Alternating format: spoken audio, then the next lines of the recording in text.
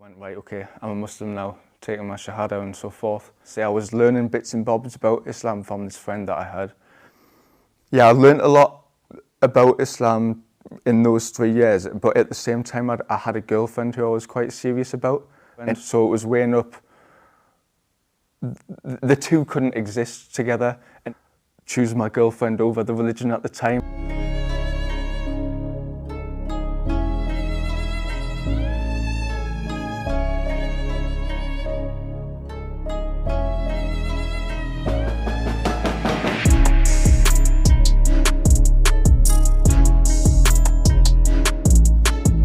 My childhood was very much sort of school focused. I had a lot of homework when I was a kid.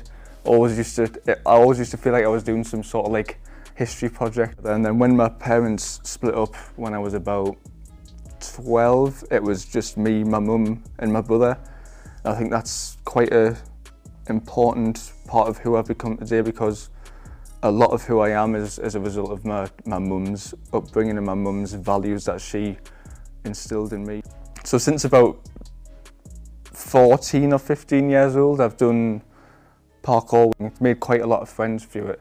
And I've actually got a Muslim friend through that who I still see today. He's from Malaysia. He's a pretty nice guy.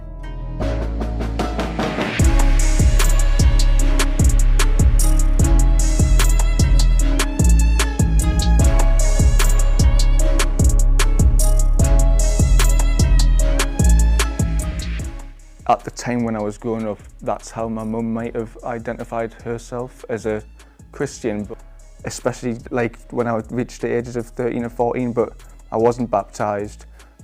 My first ever interaction with Islam that I can sort of clearly recall was with a good friend who I had who was a Muslim, and he was a very strong Muslim, as in he practiced, he had, I feel, a clear understanding of what the foundations of Islam was at quite a young age. So that was when I was about 14, the time where we weren't doing the work, discussing those questions of morality, like what are the questions of the purpose of life. From the period of 14 to 16 or 17, let's say, I was learning bits and bobs about Islam from this friend that I had, reading bits of Quran. He lent me a Quran at the time. Well, he gave me one actually. Yeah, I learned a lot about Islam in those 3 years, but at the same time I had a girlfriend who I was quite serious about. So it was weighing up, the two couldn't exist together.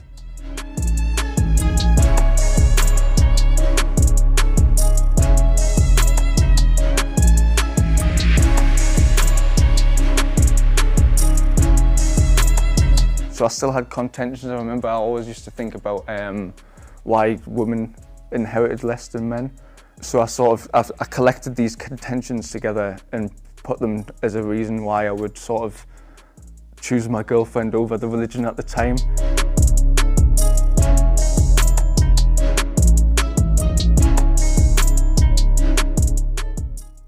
And then I went to uni straight after that, got into another relationship really quickly after that. And then exactly the same thing in a different way happened with that relationship. So that's when I'm about 20 years old. And then it nearly did again. I thought, right, it's about time I look into Islam again, because since I made the decision to put it on the back burner, things had not been working out how I'd wanted to. I didn't feel a sort of contentment with my life.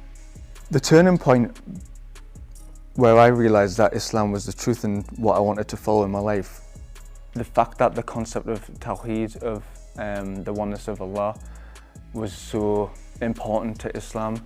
I feel like if that wasn't the way it was, I wouldn't have accepted the religion, because I've always really believed in a God, but I've never understood God's representation in any religion other than Islam. The more I learnt about that in a formal manner in lockdown, the more I was like, this is the religion I want to. Okay, I'm a Muslim now, taking my Shahada and so forth.